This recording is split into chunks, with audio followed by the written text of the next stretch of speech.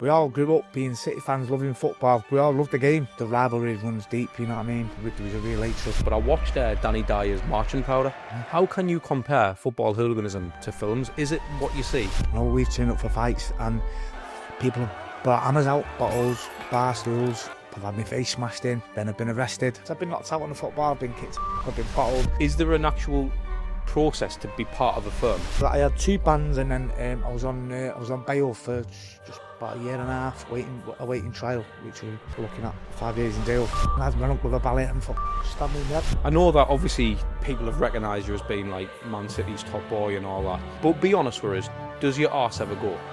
There's always nerves before a fight, before any sort of fight. It's just human nature. If you're not nervous, you're probably a psychopath. No matter how many times you're gonna fall, you just gotta keep getting up. I did it, and I did it that way, and that's my story. So I can't regret any of the past.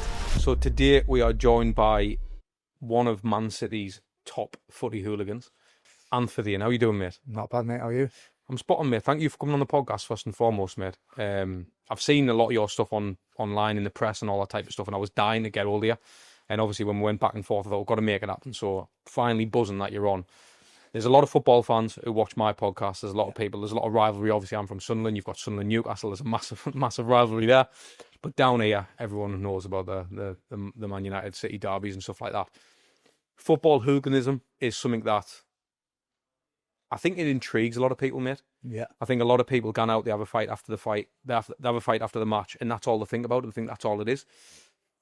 The first question I've got for you is, what defines a football hooligan? What defines a football hooligan? It's an hard one, really. I mean, a lot of people like tagging themselves as like a football lad or what have you. I mean, it's a lot different from when I was doing it to what it is now, I suppose. You know what I mean? A lot of people think it's just wearing the clobber and going out with the lads. I suppose it's sort of, you know what I mean? You identify with a club, that's your club, and there's a group of you, and you're like-minded with other lads from other clubs, you know, other teams, and it's just part. It's not just all about the violence. It's the day and the bond what you have with the lads. There's something that you build together, you know. It's a working class thing. You go to let out steam. You know, back when we was going, it was all about this. You know, you get up Saturday, you get excited. You know, you had the radio on. You know, you had your music on, getting ready. You know, putting your clobber on. Go and meet the boys down the pub. You know, you're all getting giddy, like where who's coming or where you're going. You know, who you're playing. Like, you know, and it's that buzz. You know, everyone's getting excited and you know, like, so you might have something arranged, you might be trying to, you know, to someone on the phone trying to arrange something, and it's just a complete buzz of the day, you know what I mean? And then up until, you know, whether something happens, something doesn't happen, a lot of the time the football got in the way of a good day. So where are you actually from, Nanand? I'm from a place called Mars Platting in just a mile north of Manchester City Centre. And was that something that was quite well known around there, like going to matches, getting in bother and all that type of stuff? Yeah, well, the crazy thing is it was always been a massive Man United area, sort of like the North Manchester around there, where I'm from, and Salford. It was just a massive Man United hotbed. Most of the City fans come sort of like from South Manchester or maybe further north Manchester. So I was like one of very many few City fans when I was a kid growing up in the 80s. When was the first time you got any kind of like buzz for a fight? For a fight at the football, or just in general? Out of footballing, because I think obviously you go on the matches, you can fight, but there's got to be a level where you know you can have a scrap. Like, do you know what I mean? Yeah, I think so. Sort of like watching City. I mean, when I first went to City, he was just turned. He was 1990, and it was City v Tottenham, and it was that long ago. Gazza and Lineker was playing for Tottenham. That's how long ago it was. So I remember it on the old kit packs when it was all terrace in them, and it wasn't really the violence at first. It was just because it was like the atmosphere was electric, and it just drew me in. You know, like the noise and everyone, like the surge forward and the singing. It was like fucking, it just took you back at that age. I was like mesmerised, and it was that got me up first, and then obviously, you know, like you fall in love with a club and you follow the club and everything. But it was an incident I seen in 1989. I was watching back the highlights. It was Manchester City United derby. And in them days, what they used to do, so away fans would try and get in the home end, and that's what had happened in the north stand at Main Road. All the United fans had got in the in the North Stand. And he was just kicking off everywhere, fucking mayhem spilled out on the pitch. And I remember watching it thinking, wow, I want a bit of that. I want a bit of that. Even though I was only young then, like 10, 11, I thought, I want a bit of that. It's wild, that, like. Yeah, it's mad. It was mad. And I don't think it was just as much the violence. I think it was just like, because it was chaos. It was like, fucking hell, wow, what's going on? And it was like something that just excited me, the complete chaos of it. What was your upbringing like, though? Because, like, again, I feel like someone who gets drawn to stuff like that, it's either like some kind of, are you looking for something? Do you know what I mean? Because I always think that when I see any kind of lad who's into fighting or whatever, I know a lot of lads who've been on here for fighting the UFC now. There's people who I've had on who've went on to do unbelievable things, and you look, and there's always some kind of trauma or some kind of breakdown when they're young, why they want to prove themselves, why they want to fight, why they want to do something. Was that similar in your case? Yeah, so obviously I was living with my mum when I was obviously born, living with my mum. My mum and dad separated, I was very young, before I was one. My mum had a lot of troubles with drinking, right. Mental health and what have you, and sort of like from the age of 3, I was took to live with my nan and my granddad. So from 3, took away from my mum and to put with my nan and granddad, and I lived there ever since then. And sort of like, yeah, because of sort of like the different age group, and sort of like, yeah, there was no siblings with me apart. My auntie still lived at home at the time. And it's just so for a long time, sort of like from that, from 3, 4, 5 onwards, it was like pretty confusing, I suppose. So yeah, and I probably was a little bit of a weirdo when I was younger, sort of like fucking, sort of like, very separate from like, other people in my school, sort of like pretty different. Do you know what I mean? Did you feel that as well? Yeah, I felt it. Yeah, definitely felt it. Even now, I feel a bit fucking different to everyone else. You know what I mean? Yeah. But yeah, so I think there was definitely an element where I sort of like play up to, maybe get a bit of attention or something like that, or sort of like crave some sort of like, belonging to something. Yeah, definitely. Did you fight in school or not? I was, from being a young age, I've always found myself in trouble. Yeah, always fighting. And do you go looking for it though? Do you know, from a young age, I don't think I did. No, and I was very unsure of myself. So up until my teens, I wasn't very good at fighting at all. Used to always get a bit of a kick in, or probably bullied a little bit, I suppose. If we was to fast forward and to your first experience at a match. I hope you're all enjoying the episode so far, and if you are, do us a favour and hit that like, press that subscribe button and hit the notification bell so you are notified when the next video goes live. And the reason I tell you to do that is because the majority of people who watch these videos aren't actually subscribed, you little tinkers, and we work tirelessly to bring these episodes to you every single week. We travel up and down the country, put a lot of work into this, and we travel overseas and all to bring some banging guests here. So do us a favour and hit subscribe, will you? Yeah. When you actually stuck one on someone, how did that feel? I was electric, couldn't stop talking about it for weeks. Just wanted to sort of like, I suppose, how can I explain it? I suppose, if someone's had a great night out and they keep talking about it and reminiscing about it, that's what it was the same. It was the same thing. It was like, the buzz of it was like unexplainable. So how does it work then for someone who doesn't know what it's like to sort of get into the realms of hooliganism, if you like, or have your first fight at a footy match or whatever? What's the kind of plan of events that led up to your first scrap? It's sort of, obviously, when I was going like, so you're talking like the 90s now, and then sort of like towards the end of the 90s, and it was happening quite a lot. It's not like it is now, where it was sort of like every police, CCTV. It was, people were still getting away with it, so yeah, you started off on the fringes, so you'd see a little bit of trouble and you'd get involved, and you might just throw a bottle, and you just have things like that where you'd sort of like, and it just lead up to something, you know what I mean? Then as you get a bit older, you start to meet lads from different areas in the city, all City fans, and you get talking, having a beer, and you go meet them the day after, you swap numbers, and then you basically become mates, and that's how you get on the fringes, of sort of like becoming, becoming part of it then. And so, yeah, so you start going, and then the more and more you go in, it just evolves. It just evolves, like, they're your group of mates, and it's, so a group of mates, and you're just all like-minded people, you know what I mean? Just like-minded lads. Because I know that there'll be a lot of listeners or viewers, mate, who find your story very intriguing, because I know I do, and that's why I was desperate to get you on. And for people who don't know, I kind of know how it works, right? But for people who don't know, is there an actual process to be part of a firm? I don't think it's not. I mean, I think people look into it as if it's some sort of organised gang or anything like that. It's not. Honestly, it's nothing like that. It's like basically a group of mates, like-minded, like going to football. You know, like a bit of a fight and everything. And it just stems from there. Do you know what I mean? There's probably a group, and then someone might introduce you, and you know what I mean. And that's it. It's not like you have to have an initiation and you have to prove yourself or anything like that.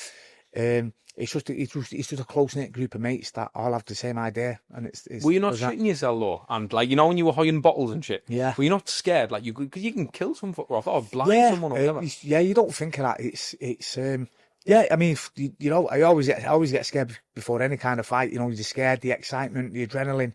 It's just part of the emotion. It's just part of the buzz, I suppose. That's part of the excitement. Was it always fists and that, or did weapons come into play? There's been weapons, yeah. There have been weapons, yeah. There's obviously people have stuff that come to hand, bottles, bar stools. You know, we've turned up for fights and people have brought hammers out and all sorts of shit. You know what I mean? Did you carry out? Never gone actually tooled up, but we have used, like, if there's, you know, pint pots or bottles, we've you know, we just whatever comes to hand, yeah. What would you say was like the tastiest game that you went to? It's always been United for us. It's always, you know, the rivalry runs deep, you know what I mean? And there was like, you know, there was a real hatred. Well, there still is a real hatred, you know, amongst a lot. See, it's mad, because I know, like, with Sunderland and Newcastle, the rivalry's real. There is a hatred when it comes to footy. But outside of it, like, I've got mates from Newcastle. Yeah. And I'm a Mac, I'm a Sunderland lad.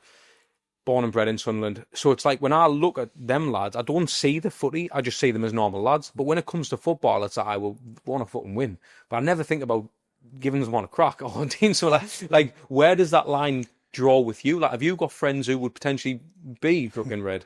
Yeah, so the mad thing is, you know, anytime when we're not playing, I speak, you know, I spoke to lads, United firm, who would speak to on the phone, and we'd arrange with each other where we're going, where we're going to meet. We're going to have a pint with each other, and we'd shake hands and everything else. And then on the day of the game, you know, we're fucking battling each other. Fucking wild. Know, it's mad when you say it like that, but that was it. That's what it was all there for. Was it always just alcohol? Or did you get on the drugs and that before you went down? And yeah, there was from sort of like a young age, we sort of come into the football where was on the scene, and it was rife in football. It's rife everywhere now, but it was rife in football. Yeah, rife at the games. The reason I ask you on is, in fact, just the other night, mate, obviously everyone's saying the films are Green Streets and all that type of stuff, but I watched Danny Dyer's Marching Powder. Yeah. I think it was the other night. First time I'd seen it, and I thought, fucking hell, is it actually like that? Was it like that? Like, how can you compare football hooliganism to films? Is it what you see? Obviously, they dramatise, aren't they, a lot, you know what I mean? And but I suppose, yes, I think Marty Powder, it's got a lot, you know, I do reminisce a lot with it, especially because it's sort of like my age group, you know what I mean? So, you know, someone in the 40s now looking back, and it's like, yeah, I know that's what it was like. You go on the beer and everyone was on the sniff, and yeah, it's definitely. So what were your kind of family like round you then? Did you have a partner, kids are out, like when you yeah, I mean, I've been on my own and separated a few times, but yeah, yeah, even like, you know, my grandparents and that sort of brought me up. It was obviously they did see me as in and out of trouble, and sort of like everything was, it was just frowned upon on it. Do you know what I mean? And sort of like people disgusted with you, the way you're behaving and what have you. It's, yeah, it won't look something in a good way. It's funny because when I ask you, you smile like they were fond memories. Do you regret all that? Do you know what? It'd be easy for me to sit here and say, yeah, you know, regret it was stupid of me and what have you. But no, I don't regret it, because I don't regret anything in my life. You know what I mean? It's not saying it was right, but I've made mistakes, and you've got to make your own mistakes. You know, it's what makes you, what brings you to where you are. Do you know what I mean? Your life's like a journey. You can't regret your past, because if you regretted something, you might not be where you are now.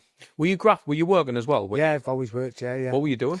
Worked on I've had many jobs. Worked on the roads. Worked as HTV driver. I've worked as a doorman as well, on and off for like 15 years, 20 years. Right, I see. But yeah, I've had many different jobs. Yeah. Did that doorman life had out to do with it, or did you get a rep? Because, like, again, you're getting a name for yourself fighting all the time. Like, I know the lads who are fighting, even footy now, I kind of know who they are, and you kind of know. When you get under the doors and stuff, does that not bring hassle? Because people know where you are all the time. Whereas when you're in a crowd of people, you can stick one on someone, get on your toes, and you're aware.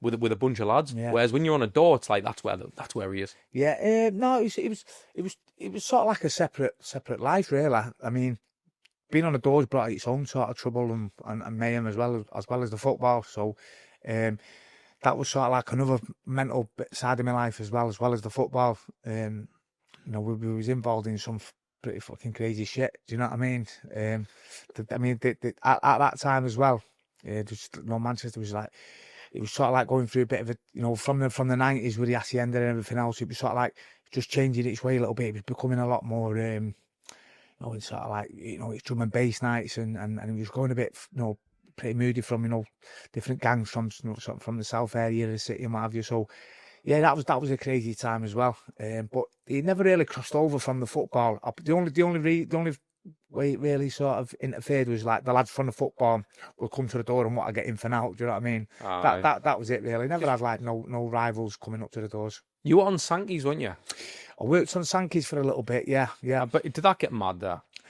You know, it wasn't a bad gas really. Now and again, like we had like the Rat Pack on it, you get a different crowd and it could go a bit pear-shaped. Yeah. Because I know Hacienda was fucking wild, wasn't it? Yeah. I mean, that was way before my time, the Hacienda. That was sort of like closed down way before I started going out and what have you. So it was more like Piccadilly 21s and like Sankey's, Rails, places like that. How, when you say it got crazy at times when you were on the doors, how crazy did it get? Like, what type of stuff are you talking? Well, I mean, the sort of the company that we worked for wasn't behind the door. Do you know what I mean? It was, you know, There was well equipped to fucking deal with gangs and what have you yourself. Do you know what I mean? So as a group of doormen as well, we had like a bit of a pact where if anything happened, we stuck together. And we was game as fuck ourselves. Do you know what I mean? We want no pushovers to anyone, to any sort of gang or whatever. Do you know what I mean? Because obviously we stood there at the door. You need to know. You know, it was naughty at times. You need to know that whoever's next to you, you know, they're on the same fucking wavelength and they're prepared to fucking stand with you. Do you know what I mean? And were you ever tested? Yeah, a few times. I mean, I've been stabbed, got stabbed on the door. Been stabbed on the door, had a gun pulled to me. Yeah, so it was a crazy time. Yeah. What did you get stabbed for? Basically, I mean, I've had some naughty people come up to the door and nothing's ever come back, and it was just a fucking young kid that I threw out. And he said he's coming back and said, yeah, of course you are. You know, he's one of them. If he had £1 for every time he heard that, fuck me. Towards the end of the night, fucking lads ran up with a ballet and fucking stabbed me in the head. What'd you do? Did you chase him or you... Yeah, we chased him. I mean, luckily for both of us really, because we chased him and we nearly had him when he fell. So it's probably good that he got away from both of us really, because, you know, could have been ended upon a fucking murder charge ourselves. Do you think you would have? Without a doubt, yeah. Without a doubt. When I watched that Marching Powder with Danny Dyer, there was the bit that got us was how he couldn't leave the life. Like, he kept going, he was addicted like to going back to that, and he was going to lose his family and that. Was that similar to how it really is? Like, do you feel like that adrenaline rush, that buzz, that pack, that community, that fucking brotherhood you've got, is that what's hard to leave? Or is it the actual bother itself, like getting involved? It's probably everything. It's everything, yeah. I mean, it's an addiction. With any addiction, it's hard to sort of like shake that way of life, because it's sort of like, I suppose, if without going too deep into it, it's what your brain knows, and your brain sort of like, you know, you want to replay that chaos over and over in your life. Suppose it's, how can I explain it?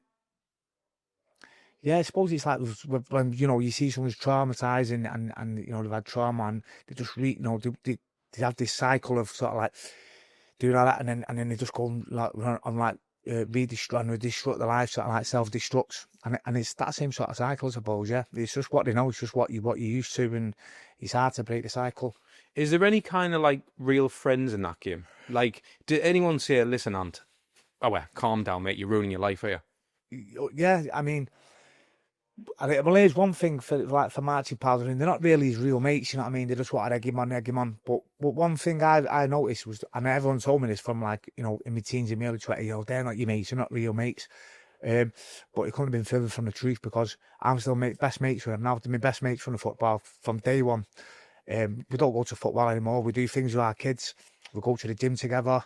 We try and pull each other out of shit, you know. And, you know, when we are acting, you know, up sort of thing. I think the bond that you got out of football What a lot of the films don't really touch on is it's like a fucking brotherhood, and yeah, I'm still best mates with lads from football now to this day. I think that's the thing as well. Like someone like yourself who've kind of like, you know, mum, dad split up and stuff and got brought up by your nana and that, and like you want that, don't you? So I feel like that I can understand why that would be addictive.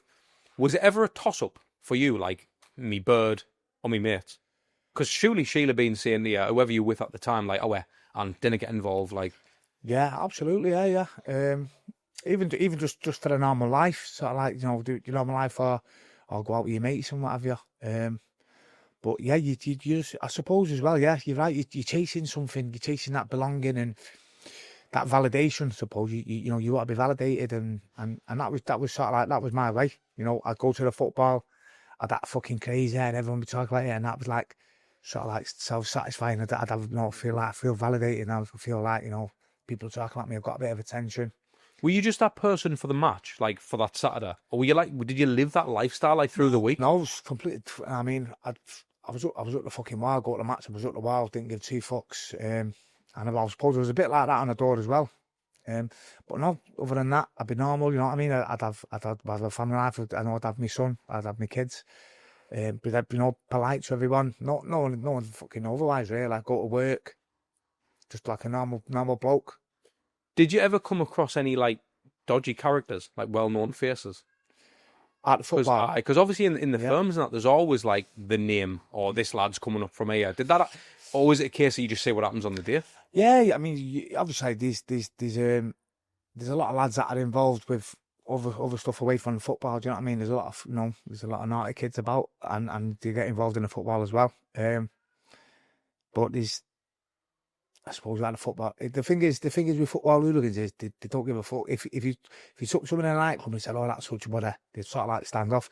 See, with football hooligan, they don't give a fuck. They just fucking hit you and think worry about it later. that's a difference. They just lads at the football, they just don't give a fuck. Their names mean nothing. If you're there in front of them in the day, that's it. It's game on. Was there any like names like worth watching where you were like, fucking hell, like it's gonna be a bit, if he comes? I think every firm sort of like got the top boys who's like, you know, fucking hell, you know, they're handy fucking lads, you know what I mean? From clubs like from United right down to Oldham and wherever, do you know what I mean? Barnsley, everyone's got the fucking hard lads, you know what I mean? But I don't think we ever sort of like, you're ever worried about one in particular person when you're playing them. Because I remember listening to that fucking Barrington. Oh yeah, Baz, yeah. From, Baz, yeah. He died, didn't he? He's died now, Baz. Yeah. Did you ever come across him, or like, no, was he in a different era? Yeah, he was a long time before me, Baz. But I suppose if anyone out of our lads, you know, I mean, there has been some fucking hard lads, you know what I mean? But Baz is one that'll come up all the time. You know what I mean, everyone that I've spoke to from back in the day, like says, he was a fucking one hard bastard, you know, Baz. But again, you know, you've seen some of the things. What a gentleman. Yeah. Was any other names? Yeah, I mean, it was like from United, Paul Doyle. He was like on a gangland figure as well. He's Manchester, isn't he? Manchester United, yeah. And he was like known as One Punch Doyle.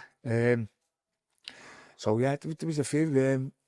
What was he called from Middlesbrough? Fucking, was it Paul Debrick as well? There's a few fucking like supposed to be hard nuts, you know what I mean? A few from down West Ham as well and what have you. But who would you say that? I know the rivalry, yeah, City United, but who was like the toughest fucking fans that you could, or firm that you come up against, where you thought, we could have lost that? Like, do you know what? It's like it could have been anyone really on a day, and it was never like teams like you think, oh, like a big club. It was always like teams like Barnsley or fucking, you know, like one of your rough towns like Middlesbrough. Middlesbrough was always one. Villages and that. Middlesbrough, like, you know, they just bring 50 lads in, like, they weren't a big firm, but fucking hell, they was just, every one of them was just fucking good. We'd be at you know what I mean? Just a close, tight-knit firm.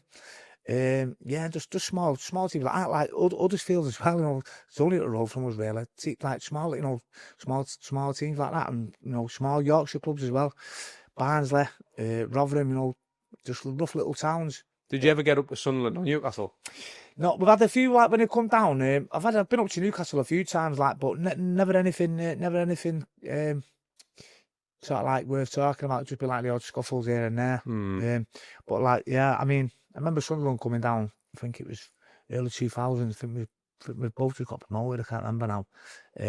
But yeah, there was a few little skirmishes out there, but nothing ever major. What's been the more? Have you ever even done something yourself where you thought, "Fucking, I could have killed him there"? Like, do them thoughts play in your mind or not? Yeah, definitely. I mean, sometimes it's like it's really come over the top. I mean, I've been in some pretty heavy situations. I've seen one of my mates been put in a coma, sort of like where he's been hit with something, and and he's like fucking hell, he's going a bit over the top. Do you know what I mean? But I don't think everyone ever sets out to sort of like really fucking do damage to anybody. Do you know what I mean? But I suppose with the adrenaline and the excitement and everything, people do just get carried away. I know that obviously people have recognised you as being like Man City's top boy and all that. But be honest with us, does your arse ever go? Oh, yeah, 100%. Yeah. Does it? With any sort of fight, whether it was just a one-on-one in street, football, boxing, there's always nerves before a fight. Before any sort of fight, it's just human nature. If you're not fucking nervous, you're probably a psychopath. How prepared are you though? Are you going to stand your ground till the death, or do you ever think I'm fucking away? Yeah, we've been bad stuff. I'm not going to sit here and say, oh no, fucking never run away and all that lot. Anyone that says that's full of shit. Do you know what I mean? Because we've all been like, everyone's been fucking like every firm. You know what I mean? There's no firm that's never been done and never been fucking put on the toes. Because we have, you know what I mean? We've had to fucking get on our toes and what have you. But again, we've had fucking kickings as well. Do you know what I mean? We've come on top. It's just part and parcel of it, you know what I mean? I know you're not going to want to admit it, but when was that time? What we've had to When get you- our toes. Fucking a few times. I remember we've we've turned up derby days, you know what I mean? We've been having it, and then we've just fucking completely outnumbered, and we're getting fucking done, and then if you look behind you, everyone's got off, and it's like you stood there, and you just fucking you got to get off, or you're just gonna get kicked to fuck. Simple as that. You know what I mean? Fucking mad that, because you got kids and all, haven't you? Yeah. Did they go through your mind when you're getting involved? Like, do you feel like I'm being a bit fucking stupid here, or is there that bond and that like purpose enough to keep you? Do you know what I mean? Yeah. No. I mean. My girls. I've never been involved while the girls have been around. But when my lad was younger, he was allowed. And I remember one occasion as well. I've gone out and I had my son with me, and I've dropped him off at a party. Said I'll pick him up, and I've gone out thinking that we can go and do what we've got to do at the football, get it over and done with, and I'll be back to pick him up. But it's come a bit on top. I've had my face smashed in. Then I've been arrested. And I think I wasn't able to come and pick him up. Obviously, was in a police cell, so obviously family members had to go and pick him up for me and keep him overnight. My lad's a bit upset, and I remember going to pick him up the next day. My eye was a mess, and I remember him fucking stood there crying, and I felt bad that time. That was a hard one to swallow. I still feel bad about that now. Did that make you change? It didn't actually. No, it didn't. No, it was probably just fucking. Sort of like felt a bit shit for a while. Yeah, it was it's like an addiction. You can't change for anybody until it's fucking hurting yourself, I suppose. And I think it was when I was in a bad situation myself. I think it was just that sort of like switch there. It's wild because it just shows me, and this is why I appreciate you telling us your story, mate. Because like that addiction's real. And I feel like a lot of people, I know that if I sat and had a conversation with anyone, they'd be like, oh, well, they're just a bunch of dickheads, can't they? Matching, fighting and saying, they would, that's what they'd say. Yeah. Like the lads who are not involved with that. But at the same time, when it comes to family and then you still turn to the match, you can see that it's not just about having a fight. Yeah. It's so much fucking deeper than that, isn't it? That's the thing, unfortunately. And I know I've mentioned like films and stuff, but I know that for people who've never been involved in that world, it's the only thing they can compare it to. Yeah. Because even me, I've never been involved in hooliganism. I've been to matches and this, that, and the other, and I've seen everything going on, and a few of my mates have had scraps and that. But now, like fucking rads, when people are getting stabbed and stuff. So it's like to that level, I've never seen it. And we've always thought Millwall, West Ham, all the shit. All that type of stuff. Even City, United, all that type of shit. But even Sunderland, Newcastle are guns on, but you don't really hear about it to this level. Do you know what I mean? Like someone like yourself coming on a podcast and talking about it, it's like, do you think it's important for people to be aware what goes on? Or would you understand now that, right, I want to join a firm or want to fucking get involved? I don't think it matters whether it's football, whether it's gangs, whether it's whatever they're getting involved in. I think it's just an escape from the reality for them. I think that's what it is. It's whether they want to belong or whether they're trying to trying to achieve something that they're lacking in something. It's always something that's lacking inside, I suppose. Like for me, it was that bond with, that feelings of acceptance, you know what I mean? That validation. And that's what I've always chased. So for me, obviously, I love football. So for me, it was that, for John down the road, it could be fucking getting involved in a gang. You know what I mean? I don't think it matters whether it's football or whatever else it is. It's what that person's seeking. I know what you're saying, like, because when were you at your peak? When was like the main years of it? Probably my late 20s, my very early 30s. So Green Street was out around then? Yeah, probably, yeah. Did that egg you on at all? No. Or did you used to take the piss out of it? Like, it's not really like... Even now, I think it's one of the worst fucking films, you know what I mean? Yeah. I mean, some of the realistic films that I've seen, like The Firm, the new Firm, maybe the Football Factory, stuff like that. It's got, I mean, they're just very dramatised, aren't they? Do you know what I mean? They're just like, they're dramatisations, aren't they? To attract an audience, I suppose. Okay then, so what would you say that you've seen is the closest like real life? Probably something like the firm, even something like the Football Factory, I suppose. You know what I mean? Marching powder to a certain extent as well. Do you know what I mean? With how his life is out of control, and you see that a lot out of football. A lot of football lads, people think, they've got to go on and turning up in the fucking CP in Stone Island and they're acting it, and they're fucking up. But when the football's over and they go back to their own life, people don't see the shit and the depression and the chaos that they're causing with themselves and the family. Because as soon as I see Stone Island, right, I think of that. I think of fight. That's what I think of. I just can't help it, right? What is the standard clobber, or what was it for you? Like, is it Lyland Scott, Stone Island, shit like that? Yeah, for us when we was going, it wasn't really Stone Island. Like Burberry was out a lot, Lacoste, Paul and Shark as well was out a lot then. Obviously the Fred Perry and stuff like that. And then sort of like CP come in and Stone Island, stuff like that, yeah. Fucking mad, isn't it? Yeah. Do you see a lot of lads who dress like that but they're not involved? Yeah, so people always say, people say, they wear a club, and there's a difference, people say football casual. People think of football casual, they're a hooligan. It's not, they just they dress that way as a football casual. It's completely different, do you know what I mean?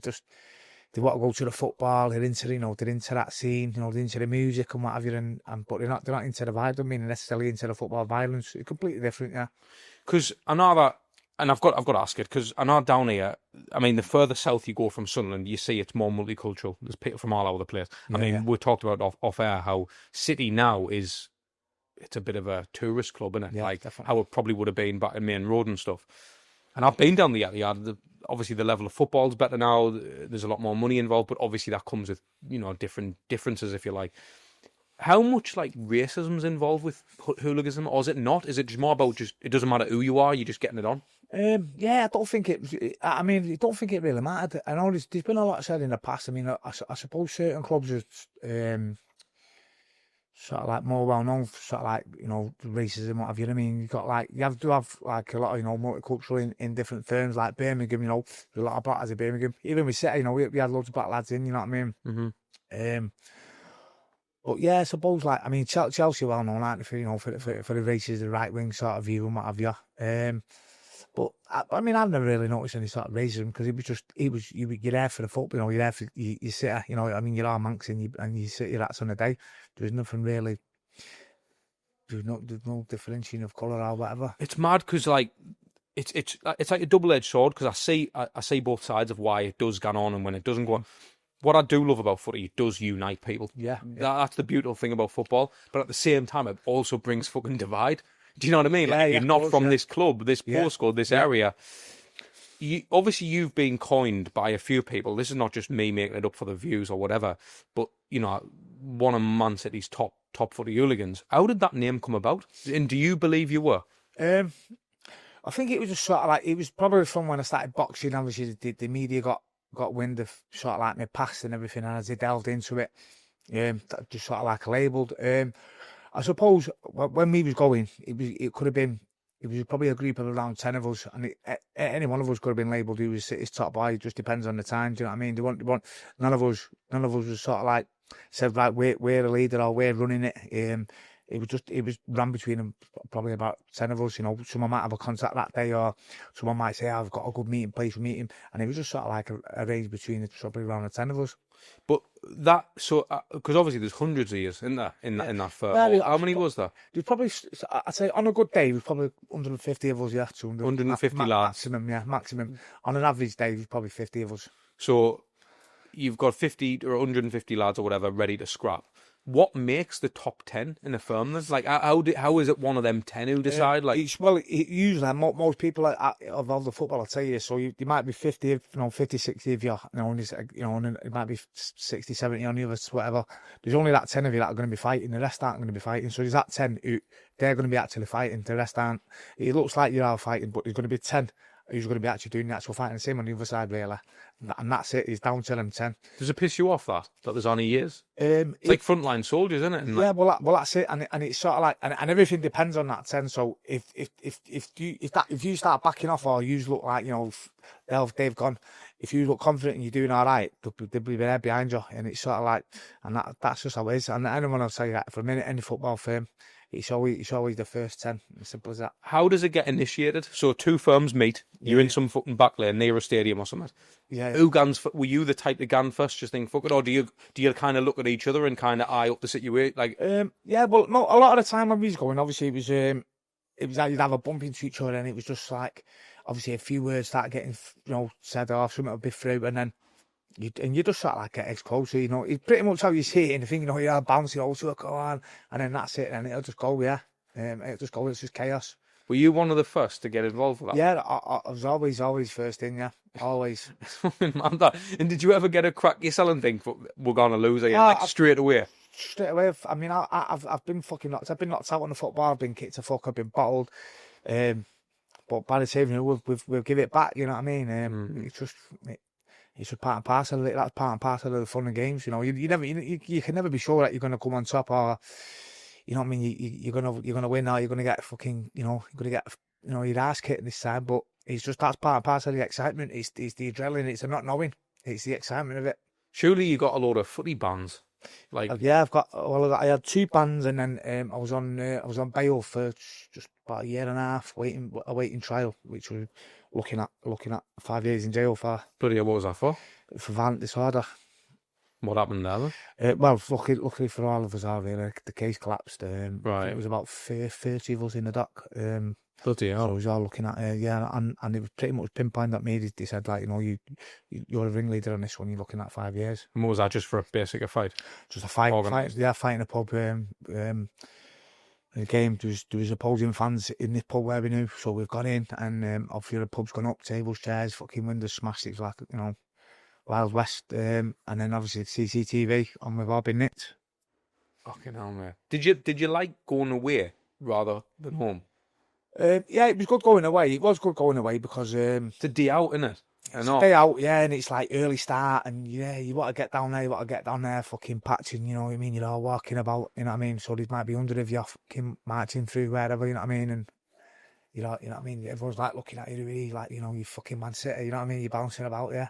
Because you try and claim the territory, didn't you? So would you go straight to the fans' pub? Is that where you'd go? Or would you try and... Yeah, I mean, if we could get in a boozer, we've done that a few times locally, you know what I mean? We'd go, like, we'd get early, like, so if there's a local team, say Bolton or whatever, we'd get up there, and they're fucking boozers early, and just sort of like fuck them off, do you know what I mean? So we're here now, you know what I mean? And just like, you fucked off, you know what I mean? It was their meeting point, but we're in there early doors, so... It's what, like, I don't know why I'm laughing, but what's the age range of people in the firm? Is there like old blokes and that getting involved? Yeah. That's like when he's going, yeah. So I mean, 40 odds when he was going, yeah. And if there's any young'uns in it, do you try and discourage them? No. We used to put up from like, yeah. I mean, that was us one day. Do you know what I mean? That was us. A few years ago. So yeah, no, we didn't really encourage him.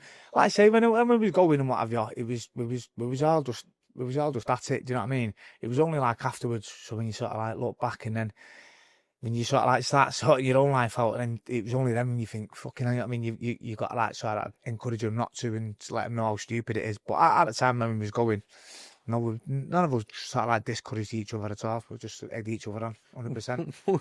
Would you, again, I don't know why I'm laughing at you.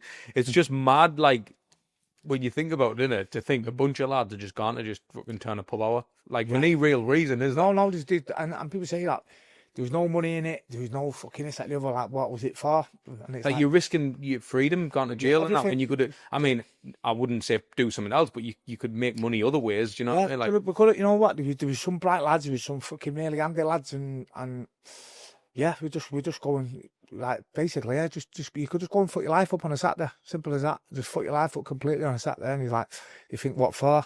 But it was just, you know, it was just, that was who he was.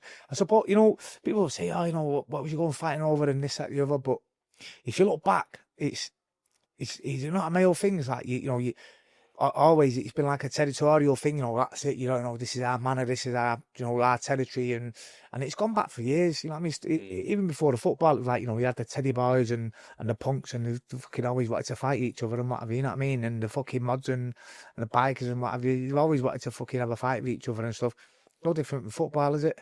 Even when we was kids, you know what I mean? You used to have bonfire night, you used to fucking go on the next estate and try and hit the fucking bonfire wood and stuff and fight with each other. It's the same thing. No matter what, football was just a game, wasn't it? has anyone ever lost their life doing it? Not, I mean, they probably have, yeah. Not that I know of, no. Not that I know of. What about prison? Like, has any of your mates end up going to jail? Yeah. I know quite a few that have done quite long prison sentences, yeah. And when you look at that, do you think it was worth it then? When you think that could have been me? Like, if you were behind bars, would you think, it was fucking justified? No. I mean, I never look back and think, yeah, it was all worth it. I just look back and, you know, it was fucking stupid, you know what I mean? A lot of it was really fucking stupid of us. But it doesn't necessarily mean that I want to change any of it, do you know what I mean? Because it's an experience, and it's an experience that not many people will ever experience or understand. Yeah, that's fair enough. But yeah, it's just a risk, you know. It's just a risk that fucking people took, and it, you know, yeah, it probably was very stupid. You know what I mean? If you look back at it, if you look back and pull it apart, it was chaotic, wasn't it? It was just chaotic. If you don't know by now, I run a business called The Content PT. I create content for influencers, PTs, online coaches and fitness brands all around the world. So if you are someone who's in need for sexy content for your social media, or you really want to maintain a competitive edge in your industry, drop me a DM on Instagram. I suppose, like, the thing is, there is one side I and say the stupidity and stuff, but then the other side, like, mate, at the end of the day, you're here. You hopefully it's building some kind of awareness that maybe didn't fucking get into that, because there is people in jail, there is people, like, I get it if that's your thing, that's your buzz, that's where you get your community from, or your sense of brotherhood, or whatever it may be. I do believe everyone's got their own reasons why they do things anyway, so I would never judge and go, you're a fucking idiot for doing it, because at the end of the day, you had your reason, and that was justified by you. Fair enough, mate, you're your own man. But, like, when you look at that now, and you look at going to certain games or whatever, did the level of intention or intensity change if it was like a rival club versus a no, or would you still be just as game? No. So there'd be games where there was never anything going to happen. We could play Fulham at home. There's never anything going to happen. So then it would just be like, we'll meet lads, have a piss up and have a day out. That was it. There was never ever mention of trouble. There was never ever going to be any trouble. The only other times, like, if it was games like that, you know, City might be at home, United might be away locally, so you probably go to town and wait for United to come back on the train and just have it with them fucking late on that night. And that was how mad as it was, because we was from the same city. But yeah, he wasn't always like we'd go out for trouble, do you know what I mean? Some days we'd go out and we'd just say, right, we're out early, we're having a good piss up, and it's simple as that. So you would actually just go and watch Did you watch the football? You know, when you were getting involved in the bother? Yeah. Were you watching the game as well, or was it looking in the crowd and trying to? Yeah, no. This is. I mean, we was all City fans. That's where we started. We weren't all just like we're going to the football just for the fight. We all grew up being City fans, loving football. We all loved the game. Yeah.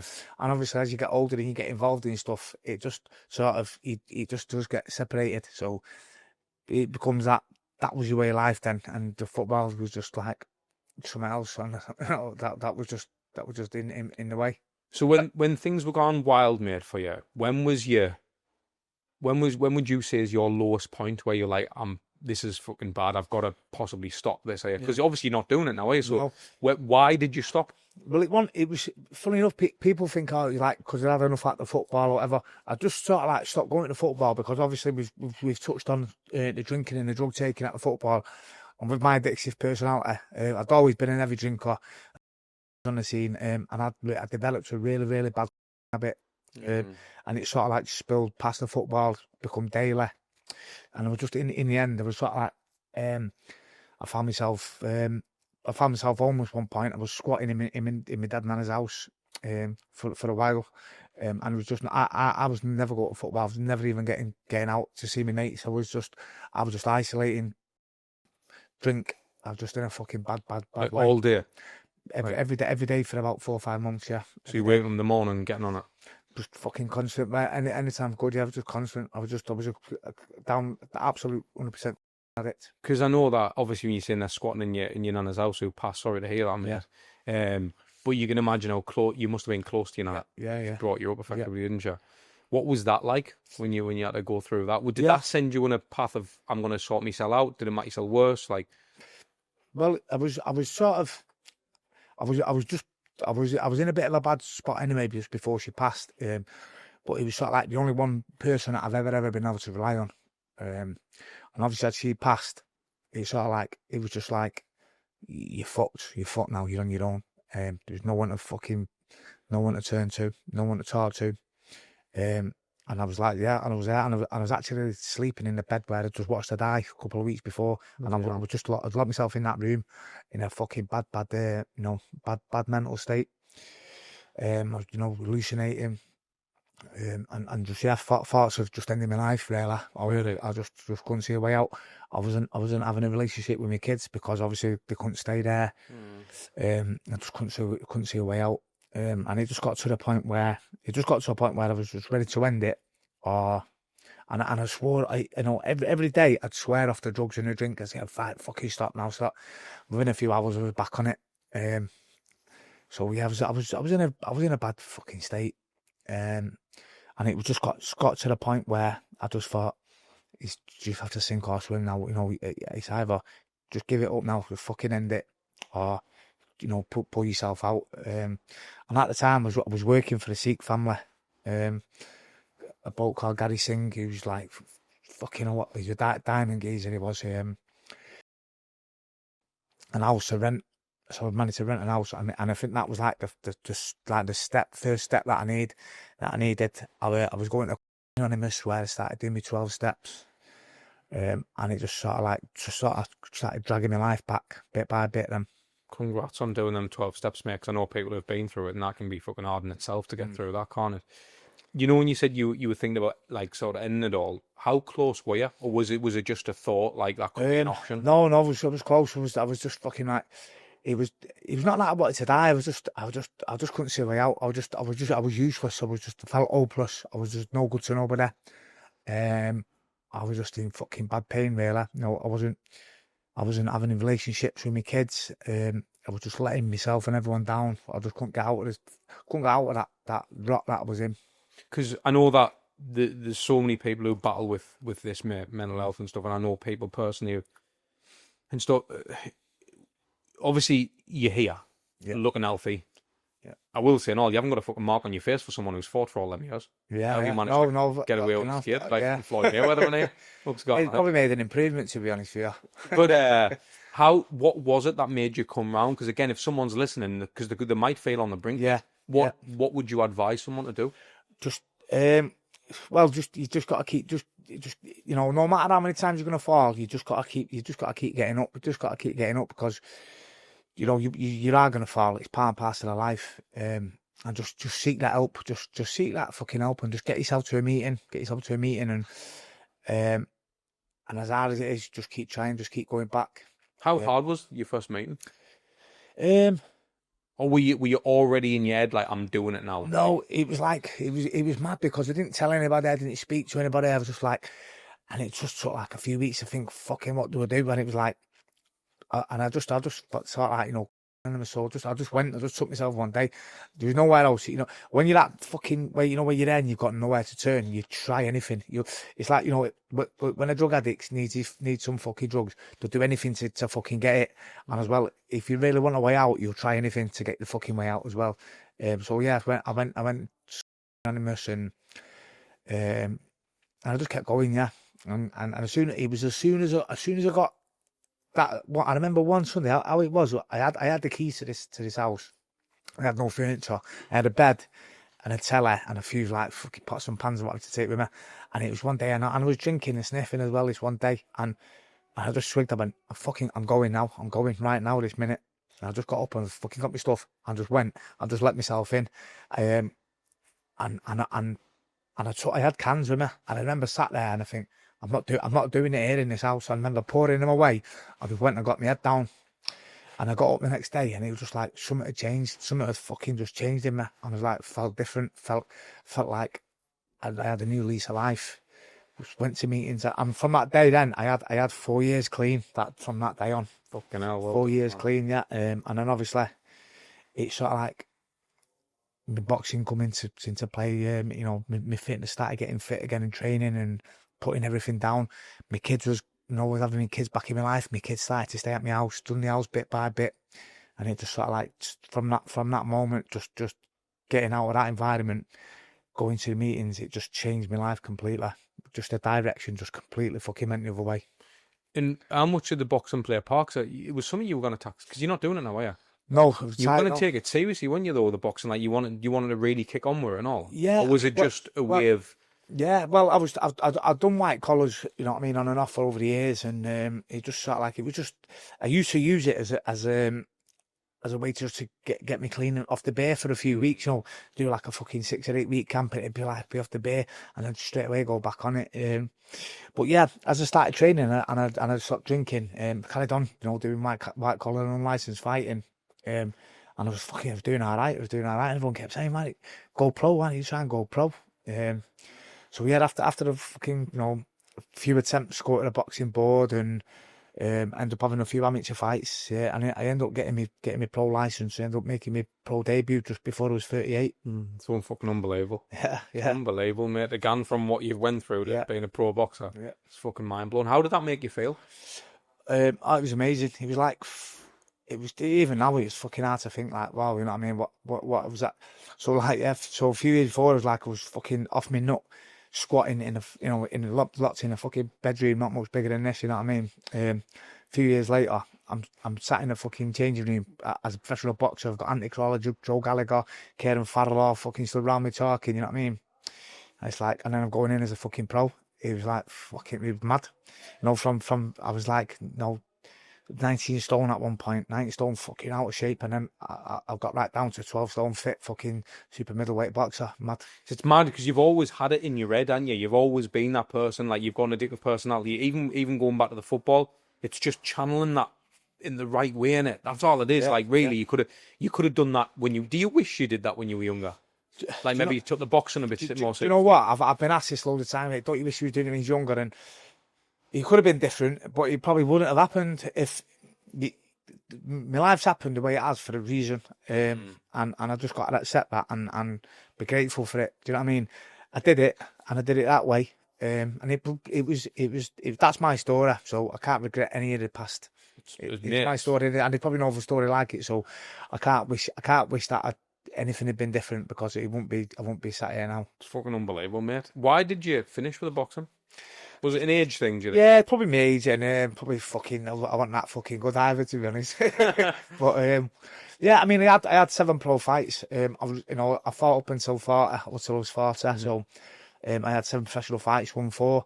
So just even to have that one, whether I won, lost or drew, just to have that one professional fight from where I was. I never boxed as a kid, so just to manage to get in there, I'd fucking tick the box anyway. But to have 7, you know what I mean, and to experience that, to come out as a pro with that many people there, you know, newspapers, everything there, and have your fucking name echoing around this arena, like fucking hell. It was the first time I was overawed by it. I was like, fucking hell, you know, you could hear everyone singing your name, and you couldn't really, you know, with the lights and everything, you couldn't really see the crowd just make it out, and you could hear this fucking everyone chanting your name. It was like, even now I think, fucking hell, wow, that was amazing. That, you know what I mean? You see, because obviously it's different to scrapping at the footy, innit? Like, it's a different league altogether, innit? Yeah. Do you think fighting though helped you in the ring? Yeah, definitely. It was a completely different sort of fighting. There was it wasn't just a fucking free for all scrap. It was an art of boxing what I had to learn, and I had to try and learn it quick. And I know a few times I fucking learned the hard way. You know what I mean?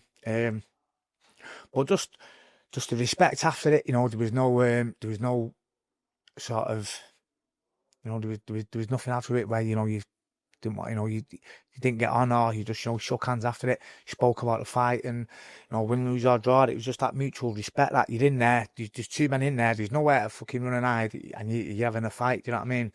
And it was that, I enjoyed that. Have you got a good relationship with your kids now? Yeah, it's unbelievable relationship, yeah. How old's your son? He's 18 now. Is he in the footy? Not really, not like I was, no, thank God. Does he? I'm sure he's watched your podcast, but does he know fully how? He knows everything, yeah. Does he? I'm really open with my son. Obviously, he's seen a lot when he was younger. He's seen a lot. He has been to the football with me. The lads, boys are like, they told him about me. He knows what I'm like. He knows, he's seen what I'm like when we go out. Do you know what I mean, at the football, and how everyone comes and talks to me and everything. He's been at every one of my fights. Has he? So yeah, every single one, yeah. So what does he want to do? He's got an apprenticeship at the minute. He's doing plumbing. So he's doing well, yeah. Proud of him at the minute. He's doing really well, yeah. It's unbelievable, mate. Again, you just a good example of, because really, although you've kind of went a mad way in your life, you're a good role model, because you've kind of shown that no matter what you go through, son, you can still become a fucking pro boxer. I mean, mate, that's fucking wild. Yeah. I know lads who've trained all their life and they haven't got that level. Yeah. So it just goes to show there's clearly been some kind of talent. There's been obviously a fucking good energy about you, commitment, dedication, and you've done it from the harder situation as well. Squatting in a fucking bedroom, doing gear, looking out the windows. You probably had all that. Yeah. To that. Do you know what I mean? Yeah. So do you feel proud of yourself now as a man? Yeah, I feel proud of what I've achieved, and I can look back and it's sort of, even though things aren't easy now, nothing's like just because that's what I did and things are plain sailing, because things go fucking dark for me now, even now to this day. Things go fucking dark, yeah. And it's it's life. Got to accept that it's life. Do you know what I mean? And it's probably going to be my life forever. Do you know what I mean? I've got to accept that. But when things do get hard and I'm fucking doubting and I'm in a bad situation, it's good to look on and go, look what you've fucking done. You can do it again. It might not be boxing, but whatever you want to do, you can do it again. You can do it again. I know it's probably a bit of a daft question, but do you ever get the bug for it again? Like when the footy's on, or you walk past a pub, or do you ever think, oh, go on, one last gun? Absolutely. Do you? 100% do, yeah. I can tell. Yeah, 100% do, yeah. How do you stay away from it? Do you have to stay away from football completely? No. I mean, it doesn't happen a lot now, and it's obviously I'll probably never ever get involved with that ever again. You know what I mean? It's safe to say. Like we've grew up now, and it's a little bit different now, like watching City. But yeah, no, you still get the urge, like you think fucking the atmosphere, and it's just for me, it's the noise, like fucking come on. It's like fucking, and it was like giving me a buzz. A lot of people like footballs, they'll say the same thing. It's that noise, that just that few seconds before, and I suppose it'll ever leave. It's like it's an addiction. I suppose someone that's never drank for fucking 15, 20 years, and you ask them about that's that first drink, and they'll fucking yeah, and it'll like. It'll be the same thing. I don't think it'll ever leave. That adrenaline rush will never leave me, because it's sort of like it's fucking wired in my brain. Sort of like that was like it was that adrenaline rush. Do you still have the anger in you? If like you saw like a red looking at you the wrong way or something, do you still want to fucking give them a gun? Do you know? And it's a mad one. I was out not long back. I was with the kids, and I just heard this. The area where I just moved, not lived there long, and I just went in the pub with the kids. It was Bounce Castle, having a bit of a fun day, and I just heard his voice go, "Hanson there," and I looked round, and it was a lad from United who had fought to and from over the years. Oh, fucking hell. We just sat down and had the chat and like talking about it, and we just realised how much we was just alike. We were exactly the same boat. It's just that he was a red and I was a blue. It's fucking mad, that, mate. It's a nice story, really, in the end, isn't it? Do you know what I mean? Yeah, they're all the same. Even though you think, oh, we fucking hate them, and in the rivalry, you've got a lot more in common with them, whether United fans, City fans, than you have a lot of fucking your own fans who don't get involved. Because you're all fighting for the same thing, really, aren't you? Ultimately. Yeah, I mean, it was probably there was no real reason. It's just obviously everyone has their own. Like you say, we've touched on it. Everyone's got issues and stuff, and there's probably a reason why everyone acts that way. Do you know what I mean? Mine was like, obviously, wanted I wanted to be seen, wanted to be fucking feel part of something for once, you know what I mean? And never really had that. Never really had that immediate family where, you know, where I thought I belonged. And as soon as I went to say, I felt belonged. I felt like that's where I fit in. And it was like, that was my family. Do you know when you talk about it, does it make you feel like more, I wish I was still involved, or I'm pleased it's done? Yeah, I mean, I don't think I could get involved with it now. I mean, like the way I'm with my kids, the relationships I've got with my girls and my lad. Yeah, I'm glad it's done. I'm not sorry it happened. You know what I mean? It cost. I mean, I know it caused a lot of heartache, caused me a lot of problems in my life, but I'm not sorry. I'm not sorry it happened. Is the lads who you know who are still involved, or is it not? No, I don't think this. I mean, there's lads that sort of like on the fringes and whatever, they still go, but these, I don't really see a lot of it happening now at football these days. Not sort of like maybe lower leagues and whatever you see at the odd time. Not like how it was where it was like every other week. Definitely not. So you think it's better now, hooliganism in general? Like, do you think it's not as bad? I don't think it's as bad now. I'm not saying it doesn't go on, because obviously it does still go on. But yeah, but it's just changing with the times, I suppose. Yeah, it changes a lot with the times, as it always has done. And obviously now moving forward, and how do you plan on like kind of keeping yourself right and staying out of all that bullshit and moving forward? Like, what you want to do with yourself now? Because obviously, new lease of life, really. Look where you are now. You're healthy. You've done unbelievable. You've proven to yourself that you can do all these things. Obviously, your kids are going to look up to you. You've got good relationships in your life. Yeah. You look healthy. You seem on it. You know what I mean? Like, where do you want to go? What do you want to do now? Yeah, well, I'm doing a nutrition course at the minute. So that's basically where I see my future now. Sort of like, you know, helping people with weight loss, maybe even getting into other boxers, sort of like doing their weight cut. People, you know, even wanting to put weight on, bodybuilding, anything, you know. So I'm currently doing that, learning the full science of it, which I've always been interested in anyway. You know what I mean? So I've always been, even though I was unfit, and I had my bad ways, I've always been fairly active and sort of like tried to look after myself. So yeah, so that's sort of like where I'm heading now, and that's the road I want to go down. No, spot on, mate. And I work with a lot of people who you know, a lot of boxers, a lot of different athletes, bodybuilders, and all that type of stuff. So stay in touch, mate. There'll be things I'll be able to help you with. Yeah, 100%, mate. If you're in that, and credit to you, mate, for doing the nutrition course and moving forward, mate. Because it just goes to show you've lived a fucking hell of a life, mate. Yeah. I just want to say thank you so much for coming on, mate. No, thanks, Harry, mate. Did you enjoy it? Yeah, I loved it, yeah. Thank you, bro. Yeah, appreciate it. Thanks a lot. Cheers, mate. Thank you. Thanks a lot. Cheers, pal. So if you've enjoyed this conversation and you like things like this, make sure you click up there and watch this episode.